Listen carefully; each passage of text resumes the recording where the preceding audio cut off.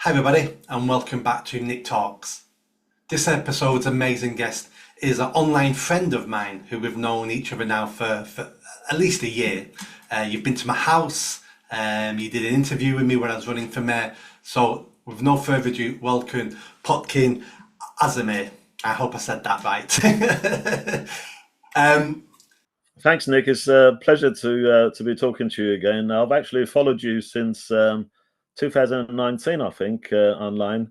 And then, like you said, we met about a year ago, and I tried to help you as much as I could with the mayor elections in Greater Manchester. Although I live in London, I couldn't vote in Manchester, but I sort of recommended you to everyone. And then we had the general elections, and we've been busy on different things since. So it's good to be connecting to each other again and having a look back at the busy year that it's been for both of us.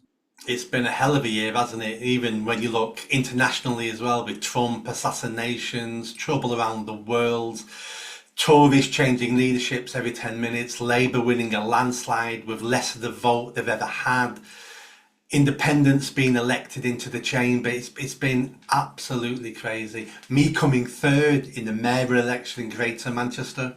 Almost second. Yeah, I mean, it would have been second if Reform UK hadn't stood last minute because they split my vote in half. If I'd have come second, I would have been national news across the country. Yeah, I think a little bit of tactical voting and better organisation would have resulted in a much better outcome. And I think it was like that with the London mayoral elections. I really didn't think that Reform should have put up a candidate. It was so important to make sure Sadiq Khan didn't become the mayor. I mean, I know the Tory candidate wasn't the ideal candidate, but still, um, we're faced with another, is it 4 years or 5 years of Sadiq Khan? And just one candidate should have sufficed. We should not have divided the vote. And I wish Reform would learn from this and engage in more tactical voting and smarter electioneering than it did. No, absolutely. I think they forgot the lesson of my enemy's enemy is my friend. Yeah, yeah. It was just they were just filling whatever they could. And in some constituencies, definitely. I mean, Labour wouldn't have won if Yeah. if more tactical voting would have been adopted. Yeah, absolutely. The reason why I invited you on the show today, because I've not spoken to you about this, even though I've sent you some messages of support. A, a month or two ago, I can't remember exactly when it was, you was on in London at a Free Palestine demonstration. I'm not 100% sure what you were doing there, but I've seen the video where you're talking to somebody who it looks like you've met before or you know of.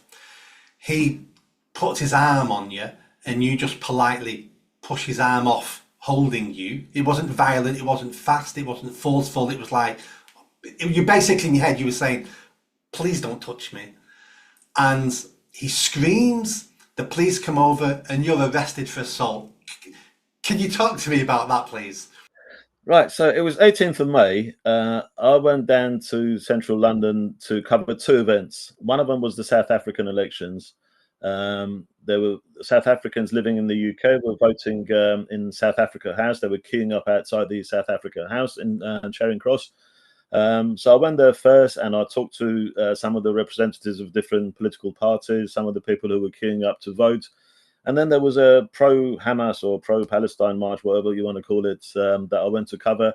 I was actually writing a letter that was published in the Spiked Online, and I was sort of like investigating like how much do these people that go to the protests know about the topic. So I needed to talk to people and film them, and it was at Piccadilly Circus.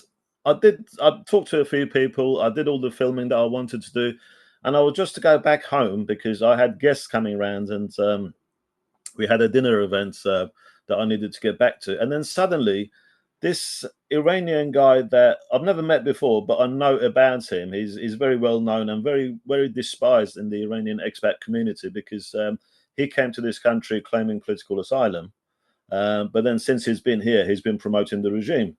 And in 2017, I took a picture of him at the Al-Quds rally. Al-Quds rally, for those viewers that don't know, is the annual rally that the Iranian government organizes in Western European countries every year to support Palestine and to promote the Iran's political Islam doctrine. And he was waving, he was holding a Hezbollah flag, and I posted that on my Twitter account at the time, and it went viral. It was I think reposted about 3,000 times. So he knew about me, I knew about him, but I never met him. And just as I was about to leave, I saw him point the camera at me, and it looked like he was live streaming. He said, "Oh, look who's here! It's Potkin Azarmehr. He obviously works for the Israelis. He's a Mossad agent." So I couldn't walk away. So I went up to him and we got into an argument. And I said, "Look, you're the one who's disingenuous. You're the one who came here claiming political asylum, but you're promoting the regime. If you're promoting the regime, why are you here? Why are you taking all the benefits in this country, but you don't want to go back to and live in a country where you're promoting the regime in there?" And then at that point, he grabbed my arm, and like you say, I just basically released my arm and just like pushed him back. And suddenly, I had about like 10 police officers jump on me, and they were trying to bring me down on the ground, and they couldn't. And I was saying to them, like, why are you trying to put me on the floor? I'm not resisting arrest. And interestingly, the police officer who initiated my arrest, the first one to jump on me, turned out to be an Iranian police officer who's been in this country for 15 years. And then later on, I found out from the arrest transcript, I found that his name was PC Imamzadeh. Now, Imamzadeh means born of cleric.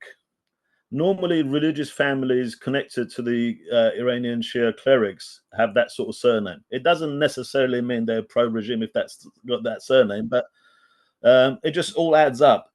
And when I watched the video, it looked like that person, the disingenuine, the bogus asylum guy, it looks like he's pointing at him. He's like saying, like, this is him, come and grab him, as if it was a setup.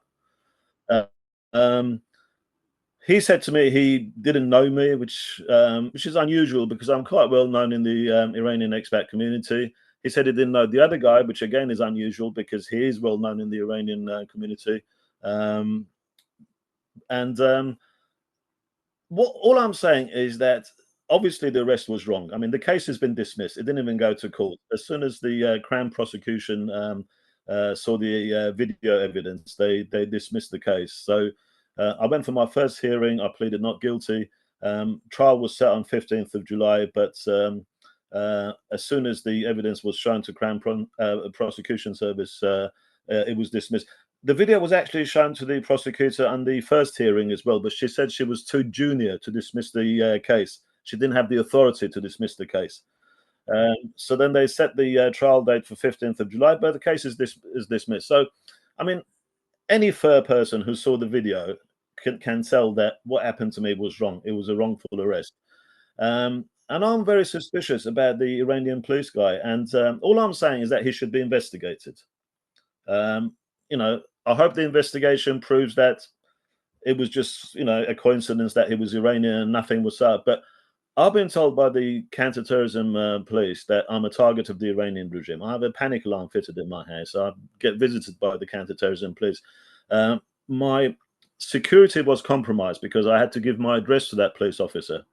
So there needs to be some sort of investigation. That police officer should be investigated. Like I say, it may turn out that there's nothing to it and he's not connected, but it should be investigated. They should look to see when was the last time he went to Iran. Is he still in contact with anyone in Iran? Because infiltrating into an institution like the police force is a very, very serious security matter, and it shouldn't be taken lightly. So what I'm saying is, for the benefit of the country, you can't just see. What I've seen is the recruitment standards in the police, and you've seen this as well. We've talked about it before in Manchester. It's dropped so low for the sake of political correctness and all this inclusiveness. There hardly any vetting is done. I mean, my lawyer, when he read the arrest transcript, he said, "Oh my God, who's written this? This is just full of mistakes." And interestingly enough, The woman who took that video, which really saved me, because otherwise it would have been my word against them, because his body cam was just showing from behind. It wasn't showing that the other guy grabbed my arm first. I was very, very lucky for this good lady to have taken that video. She actually went to the police officers and said, "I'm a witness. I've got a video of the incident." They've taken her name and details and everything. On the transcript, they had her as their witness, but they never contacted her. They never talked to her. They never looked at the video, and they just assumed that she'd videoed the incident and she was their witness. That's how stupid they were. Also, in that incident, you see a woman police officer trying to grab my head to bring me down on the floor. Now, I had a bit of an argument with her earlier, because the Metropolitan Police had issued a statement saying anyone, and a picture of someone saying, anyone who's got information on this person, please contact the police. And that person happened to walk by in the protest. So I went and told her. And in fact, a friend of mine was watching it on live stream, and he took a screenshot and he sent it to me as well as further proof that this guy has just walked past. And I went up to her, so showed her the statement by the Metropolitan Office, by the Metropolitan Police, saying that if anyone in the public has got information on this person, please contact the police. I said, this person has just walked past. And she just showed no interest. She said, okay, well, what do you want me to do? I said, well, this is the statement by Metropolitan Police. They're asking for information from the public, and this guy's just walked by. She said, well, I can't do anything about it. He's gone there. So I said, well, can you show some enthusiasm? Can you sort of write it down, take some notes, tell your supervisor or something? And so I started filming her, and she got really annoyed that I was filming her, because I wanted to show that this woman has got no interest in the public giving information on a wanted person. And so I think she had a bit of a sort of a grudge against me, which is why she was trying to pull my head down as well. So at the moment, I'm waiting for an organisation to see if they would back me up, so that I can bring a case against the police. And if that doesn't happen, then I'll be looking for a no-win, no-fee solicitor, because I think it's quite a straightforward case. I was wrongfully arrested. I was taken to Walworth Police Station for. I was in sort of in a cell for more than 12 hours. And the other interesting thing, Nick, is the detective who came to interview me. And I didn't even ask for a solicitor, because I thought this is going to be a straightforward case. I mean, I didn't have the video at the time. I got the video afterwards, because they took my phone. Had they not taken my phone, they would have sent me the video, and I could have shown it during the interview, and maybe the whole case would have been cleared then. But when I was trying to tell the detective about what happened and who this other guy was, and about the incident, about him with the Hezbollah flag, the detective who was interviewing me didn't know who Hezbollah was. And I'm going, you're a university graduate. I said, how can you not know what Hezbollah is? If you just watch the news, you should know who Hezbollah is. It's a prescribed terrorist group by the UK government, and you're a police officer and you don't know about a prescribed terrorist group. And you coming here to interview me? It's just incredible.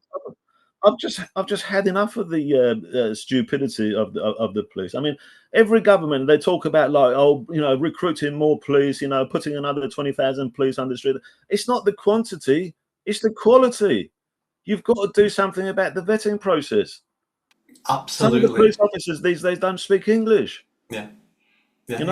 Yeah. I mean, when I was running for mayor, they're not physically fit, they're not intellectually fit to carry the task. Yeah. Well, we say that every day, don't we? Yeah, and they just keep talking about recruiting more. Recruiting more is not going to solve anything. So that was the gist of what happened, really. Yeah. I think a couple of things there. The first thing about the police, I had some Greater Manchester police officers speak to me confidentially when I was running for mayor, and they said to me, if we sacked between 15 and 20% of police officers in Greater Manchester and didn't replace them, if we sacked the crap ones and didn't replace them, they said Greater Manchester Police productivity would go through the roof. They said we're spending so much time cleaning up the mistakes of poor police officers that we can't arrest criminals. Well, look how much resources was wasted in just my incident, right? And also the thing is, they even called an ambulance for the other guy. Did you see that? They they called an ambulance for him, and they were taking his blood. But all I did was like push his arm away. And someone took another clip where they showed like they'd called an ambulance, and he was sitting in the back of the ambulance having his blood pressure taken. I mean, 10 police officers jumping on me, right? All that process of taking me to the police station, all the judiciary process and everything, complete waste of resources. Calling the ambulance for that guy. I mean, most of us know if we call an ambulance or something, we either it takes about 10, 12 hours to come, or they even tell us like to call a cab, it'd be quicker to call a cab. And yet they call an ambulance for this guy straight away. And no one's charging him with assault, or no one is charging him with wasting emergency resources. The inefficiency, the waste of resources is just clear for everyone to see. And if there was one video where you could see how much police are wasting time and resources, is that video of my arrest. It's such a bad indictment on police waste of resources. And I'm not surprised when you said that. I mean, most of the time is just completely wasted because of the inadequacy of these police officers. It is. Let me put this scenario to you. I wouldn't have such an aversion to your arrest if that's how they treated everybody at demonstrations.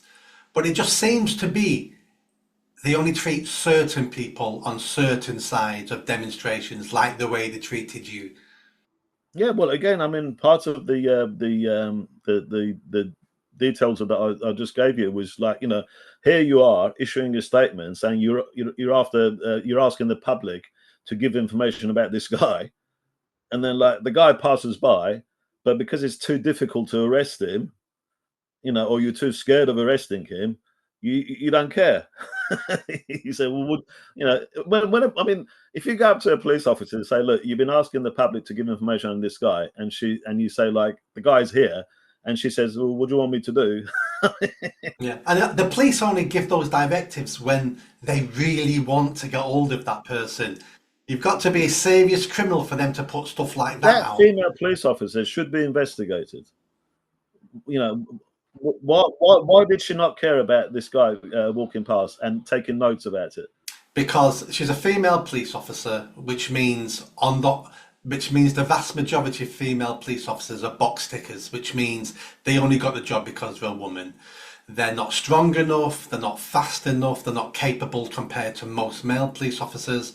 You're right, we've lowered the bar so much now that we have fat, white, obese men joining. You can't even run. We have people who can't write English, we have people who can't speak English. And I've got so many stories about box ticking in Greater Manchester Police. People, known criminals who got jobs in the police because they ticked a box, and then years later they get sacked because they're still criminals. It's like, well, you knew they were criminals when you hired them, but they ticked an ethnic box or they ticked this box, so you gave them the job. All our police forces is full of this woke identity politics, and it's killing the forces. It's killing all of us. And when I criticise the police and that, I mean, both of us, I think, me and you, we're actually pro-police people. I mean, we care about the police officers on the front line that are put in danger. And what we're criticising is the policies that are coming from the top, the way the new recruits are vetted, the way the police are managed. I mean, when I saw what happened at Hare Hills with the police running, and it's not the first time we see a clip of police running away from a scene. I've seen at least half a dozen such cases with various protests and all that. I mean, there's a serious management issue there. They're putting the police officers in a vulnerable situation where they have to resort to running away, which is really, really embarrassing for a police force. How can you have confidence in your police force when you see them running away? But I don't blame those individual police officers. I blame the people that put them in that situation. And something's got to be done, and it's got to come from the top. The root cause of the problem is at the top, and it's with the vetting and this crazy thing about let's just recruit anyone for the sake of political correctness and inclusiveness. Yeah, I mean, that's part of the problem, but the real problem is the political oversight of the police. It's the politicians who tell the chief constables what's important in your force. They're only doing what the politicians are expecting them and telling them to do. That's why we need a better class of politicians, because they're the ones who run. They're the ones who run the police. Really, it's not just the chief constable. I mean, like yesterday in the Manchester airport, the incident that happened at Manchester airport. I mean, from what I'm hearing about this situation and what the police statement was, and that the two individuals that were you see in the video being arrested, they'd assaulted police officers in an airport. I mean, this is a very, very serious offence. It's a very, very serious crime, and it's very dangerous to the public. The police officers in the airports are armed as well. So if you attack an armed police officer, you know, you're endangering everyone around you. And it is a very, very serious offence. So, you know, I don't blame those officers for that response. I think they did the right thing. It was more important to contain these individuals that are causing great danger to the public than anything else. And look at the outcry so far. And I believe that police officer that's seen in the video is actually suspended. And this sort of thing happens every time again. You know, let them do their job. Let them protect the public. Stop all this political correctness nonsense, because it's only helping the criminals. Exactly. I mean, the police. I was actually speaking. I was actually speaking to another police officer just yesterday in Bond Street, and he was telling me about a colleague of his who tried to arrest someone. You know, these people that go on bikes snatching people's mobile phones off them off the street. And he's being investigated because he pushed the mugger off his bike. I mean, how else is he going to arrest him? We expect our police officers to be superheroes, but they're not.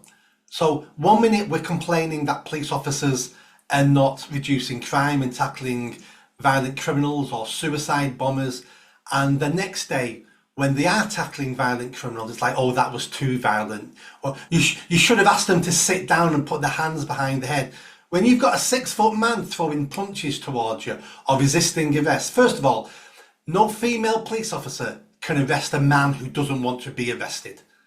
So you need and most men will struggle arresting another man. So force is necessary. Now, where that balance is down to the courts, down to policy. But we keep expecting our police officers to be able to subdue someone with no violence whatsoever. And it's impossible. It's an impossible task. Yeah, completely. Before we go, let me ask you some questions about Iran, the expat community in the UK, because I know that most people think Iranians, Iraqis, Jordanians, Saudi Arabians, they're all the same. They're all Arabs, they're all Muslims, they all believe the same thing. They're just different countries. How true or untrue is that? Well, first of all, Iranians are not Arabs. We're Persians, or we speak Persian language. We don't speak Arabic. And I think Iran is a completely odd situation in the Middle East, because in the Middle East you've got mostly pro-Western governments, but very sort of like anti-Western population. In Iran is completely the opposite. So you've got a very anti-Western government, but a very pro-Western secular population.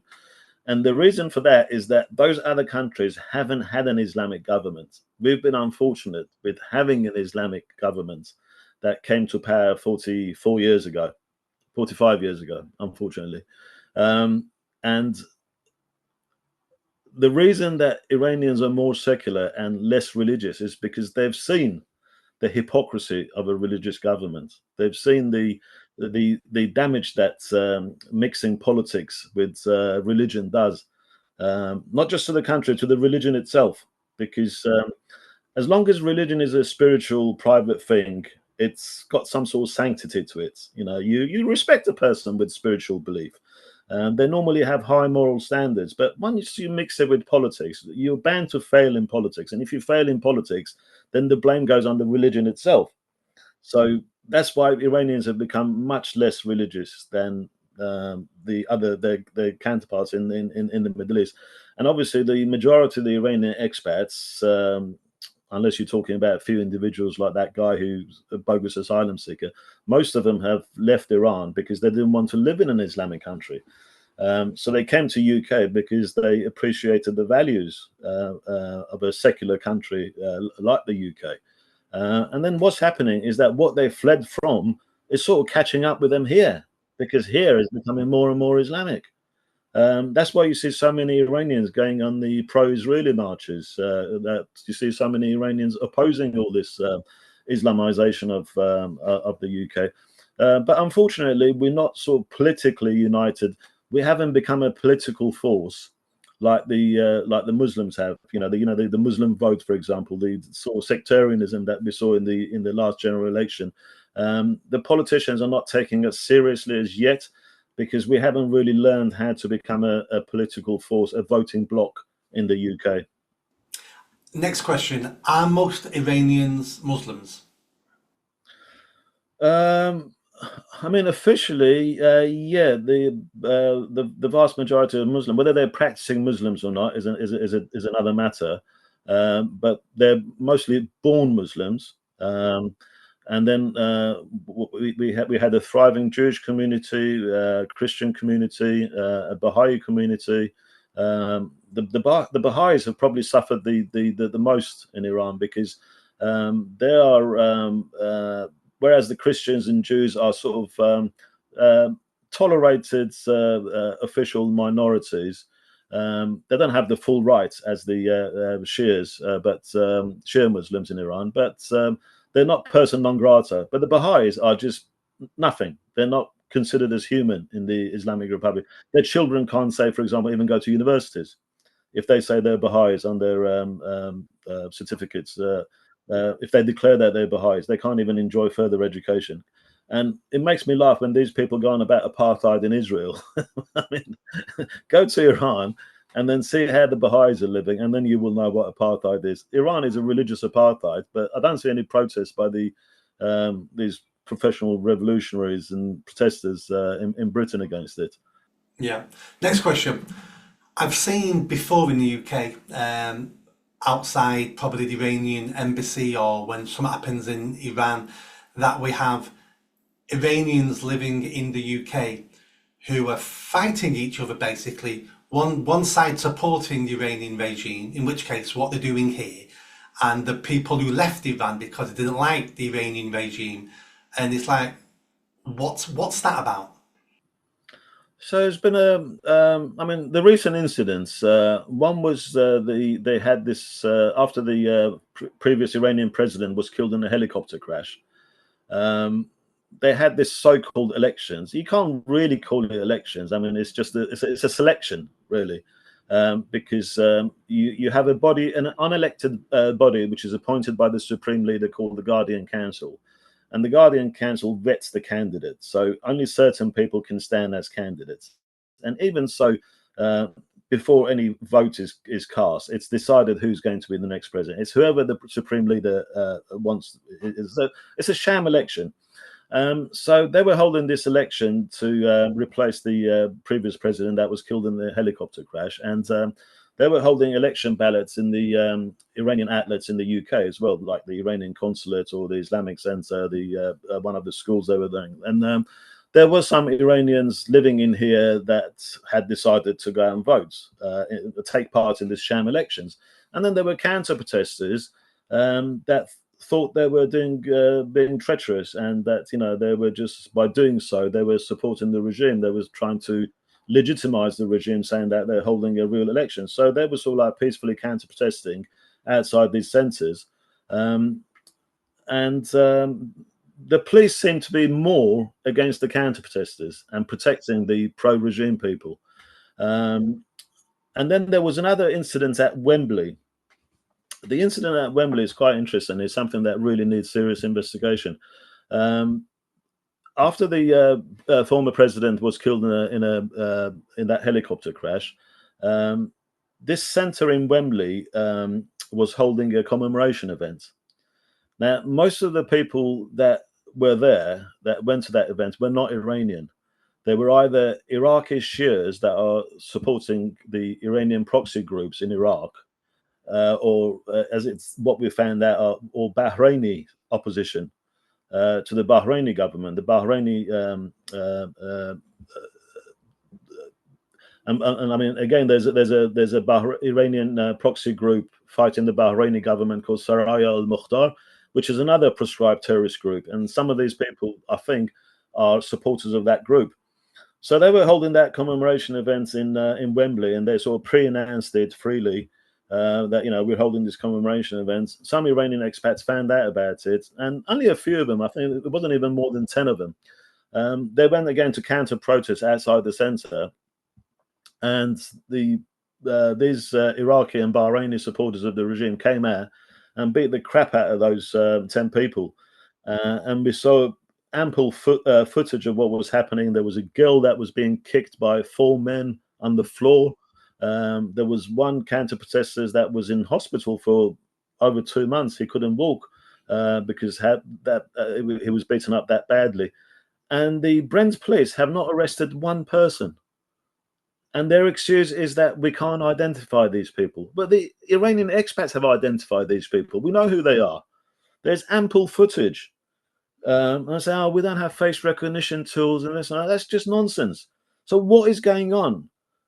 How can the Brent police not have arrested one person? 4 men are kicking a girl on the floor.